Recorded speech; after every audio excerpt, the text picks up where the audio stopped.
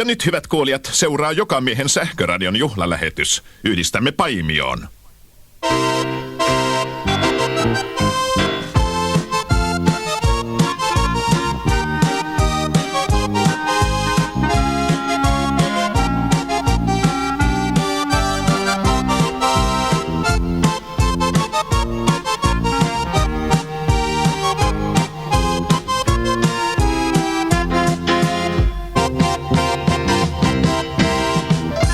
Tänään, arvoisat sähkön ystävät, lähetyksemme sisältää seuraavia aiheita.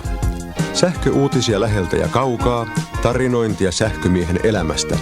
Haastattelemme valovoimaisia sähkönkuluttajia sekä kuulemme sähköonnitteluja ja sähköisiä toivelauluja. Mutta aluksi uutiset. 60 sähköuutiset. Saab-Valmet on ilmoittanut kehittäneensä uuden ja entistä taloudellisemman sähköauton.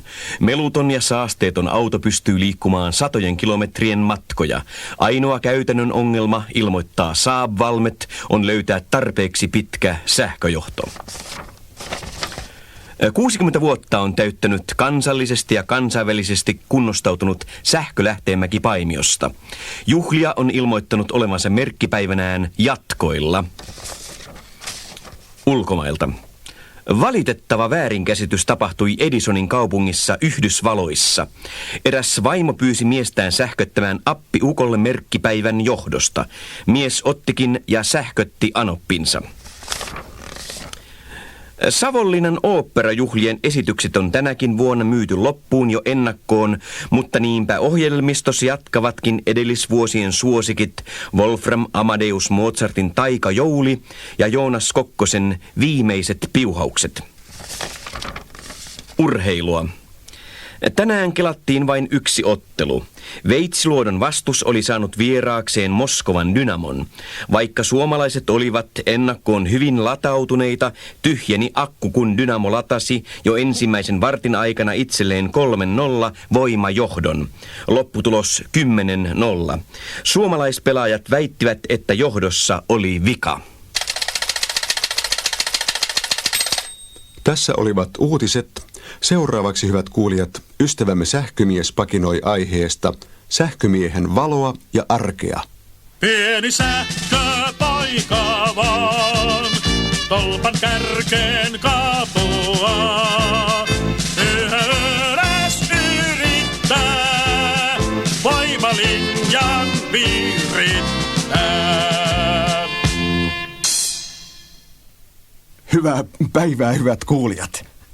Sähkömiehen elämästä olisi tänäänkin tässä tarkoitus hieman tarista.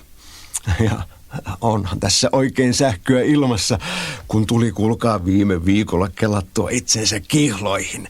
No, kaverit väittivät, että minulle tuli oikosulku ja että miehinen itsesuojelusulake paloi, mutta se nyt on vaan sellaista kaveritten välistä ylilyöntiä. No, te haluatte varmaan, että minä tässä lataan alusta asti, miten minusta tuli akuttunut mies. No hyvä on. Kuulkaa, elämä ei ollut pitkään aikaan iskenyt kipinää, kun yhtenä iltana minulla sytytti. Minulle välähti kuin salama-akku kirkkaalta taivaalta, että mäntää tässä tarvitaan. Siis e-mäntää. Kaikille itse purkautumiselle oli pantava selvä katkaisin. No, minä, poika, päätin mennä tanssiravintolaan hakemaan tätä e-mäntää. Mutta siellä minä menin ensin baariin, otin rohkaisuksi pari tolppakengät. Taisi muuten olla peräti 4 tolpan kengät, kun tuli heti niin mahdottoman relee-olo. Ja kuulkaa, niin minä syöksyin parketille. Hyvä, ettei tullut heti heitettyä 220 volttia taaksepäin. Oli sen verran liukas lattia. Mutta sitten minä kumarsin ensimmäiselle vastaan tulleelle jakorasialle. Ja niin sitä mentiin niin, että eristykset rapisivat. Tanssin aikana olin vähän ujoa poikaa ja minä vain hieman hipaisukosketin, mutta tauolla, kun mentiin jäähylle, niin minä otin rohkeasti ja seinäkosketin. Ja kuulkaa, innoissani minä sitten ehdotin pienet jatkoliitännät. Ja niin sitä otettiin lennosta mittari ja mentiin minun asunnolle ja siellä minä akku kuumana menin suoraan rasiaan, mutta tyttöpä sanoi.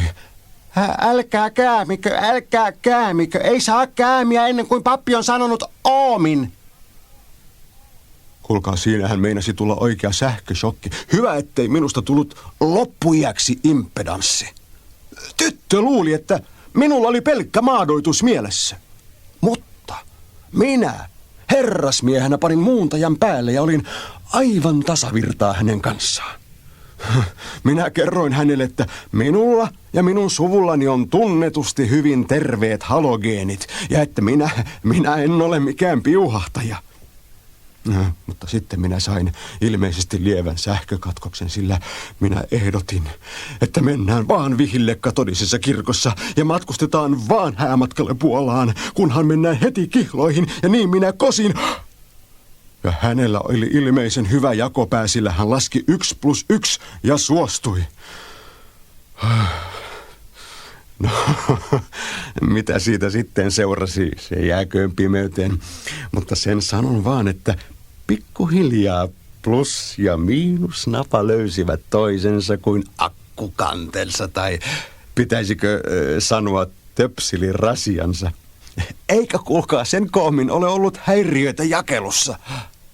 Niin muuten, täytyykin tästä lähteä kotiin päin hieman tulevalle pikkuvaimolle lukemaan Oomin lakia ja täytyy hätytellä pois kaikki mittarin lukijat, joten hyvää jatkoa kaikille. Kuulemiin.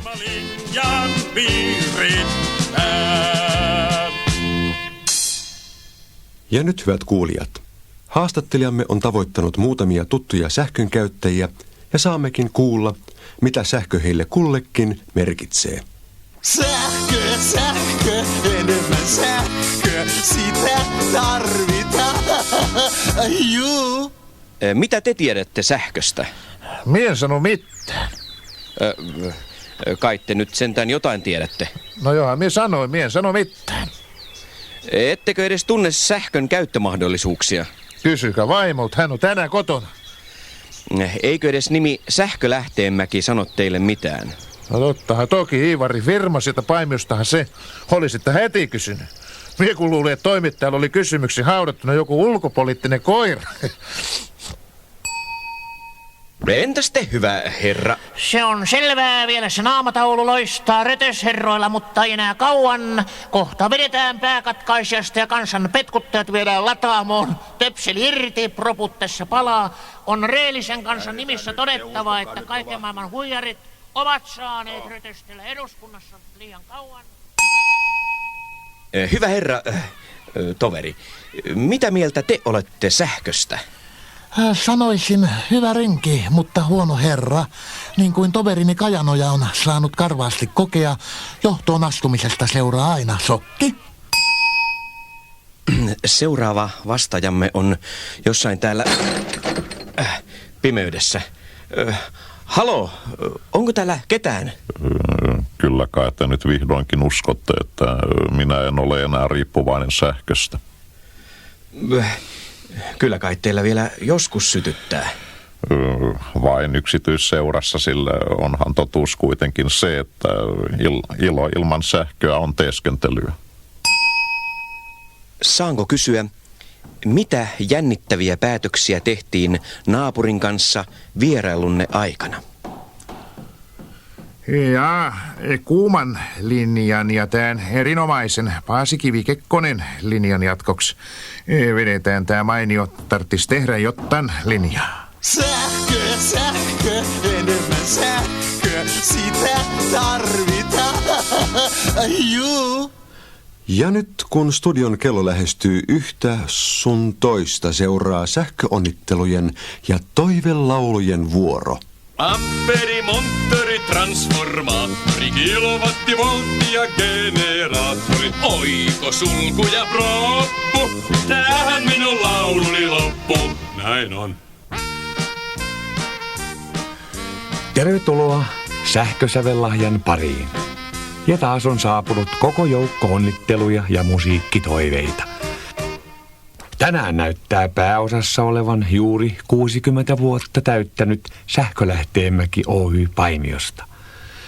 Ja ensimmäinen onnittelu kuuluu näin. Säkenöivät onnittelut kuntamme valovoimaisimmalle veronmaksajalle 60-vuotispäivän sähköjohdosta, Paimion kunta. Paimion kunnan lisäksi on sähkeitä tullut myös seuraavilta kunnilta. Satakunta, Tuhatkunta, Johtokunta, Osuuskunta, Luottokunta, Karjakunta, Munakunta, Pariskunta, Paliskunta, Kansakunta, Ihmiskunta ja koko Luomakunta. Seuraavaan sähkeen ovat lähettäneet Sähkölähteenmäen maineikkaan ja perinteisen ammattikunnan maineikkaat veteraanit ja tervehdys tulee Tolppakenkäveljiltä. Onnea, onnea, onnea. Toivomme kaikille riemullista juhlamieltä, myöskin Sähkölähteenmäen asiakkaille. Mutta muistakaa, kävi juhlissa niin tai näin, on juhlien jälkeen jokaisen kunnon sähkömiehen tavoin pysyttävä tolpillaan. Ja toivekappaleenaan Tolppakenkäveljet haluavat kuulla ikioman johtosävelensä. Hieman isohan se Iivari on. Niin on. Hieman isohan se Iivari on. Ja sen ison Iivarin firmassa elo kaikilla on huoleton, niin huoleton. Seuraava tervehdys tulee Espoon Keilaniemestä. Onnea pirteälle ja valovoimaiselle 60-vuotiaalle ja tervehdys täältä kylmästä työhuoneestani, jossa öljy haisee, poltin kärryää ja itäpuolen ikkunasta vetää. Merkkipäivänne kunniaksi olen päättänyt siirtyä öljylämmityksestä sähkölämmitykseen, mieluummin yösellaiseen, etteivät yöpakkaset pääse yllättämään. Sydämellisin terveisin mies tosi nesteessä. Ja seuraava musiikkitoive näkyy tulevan saman alan miehiltä, herra Hankkialta ja Romppasen pojilta. Sua lähteen mäki katselen, oi ylpeys Paimioon. Kuin talvat vuodet vaeltavat, loimainen mainioon. Kuin talvat vuodet vaeltavat, loimainen mainioon. Lisäksi seuraavat yksityishenkilöt haluavat onnitella juhliaa. Juha Kilovat-Vainio, Airam Samuliin, Jukka Heikkovirtanen ja Jon Travoltti. Myös seuraavat ovat muistaneet juhlia onnittelulla. SAK, STK, STTK, STT, Hyppi, Syppi, Koppi, Floppi, Poppi, AK, YK, YKK, HJK, NHL, IKL, SKDL, LSD, VC, VCCP, PU, PA, Keke, Kike, Kake, Kako, Heko, Paimion Haka, Kop, Kop, Avaa Hakas, Enten, Tenten, Vaapula, Vissun, Hissun ja Kissun. Ja viimeisenä toivekappaleena tällä kertaa uunituore Tolppia jonoon. Monttu maahan ja tolppia jonoon, korpeen routaan ja rämeeseen. Tolppakengät vain pieksuun ja monoon, sitten kurrena korkeuteen. Monttu maahan ja tolppia jonoon, korpeen routaan ja rämeeseen. Tolppakengät vain pieksuun ja monoon, sitten kurrena korkeuteen. Ensin Iivari ja Iivarimäki, sitten Sähkölähteenmäki vei valoa korven pimeyteen. Valot syttyivät, miehet sammuivat, kirtu virtas ja pelit soi. Sitten alkoivat uudet urakat, iso Iivari sähkön toi. Tolppa selkään, jos hevonen puuttui sähköiseksi,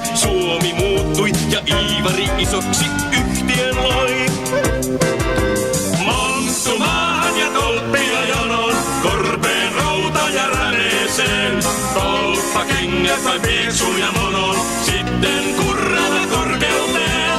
Ensin Iivari ja Iivarimäki, sitten sähkölähteen mäki vei valoa korven pimeyteen. Potkukelkalla mentiin saaristoon, silloin Hiittinen sähkön sai. Joskus pulpahti miesten jorpakkoon, kaikki kuiville saatiin kai. Rymättylät ja Särkissalot saivat myöskin sähkövalot, ja Iivari isoksi yhtiön loi. Monttu maahan ja tolppia jonoon, korpeen routa ja räneeseen. Tolppa kengät vain pieksun ja monon, sitten kurrana korkeuteen. Ensin Iivari ja Iivarimäki, sitten sähkölähteen mäki vei valoa korven pimeyteen. Ensin Iivari ja Iivarimäki, sitten sähkölähteen mäki vei valoa korven pimeyteen. Tähän päättyi sähkötuokiomme. Kiitoksia ja kuulemiin.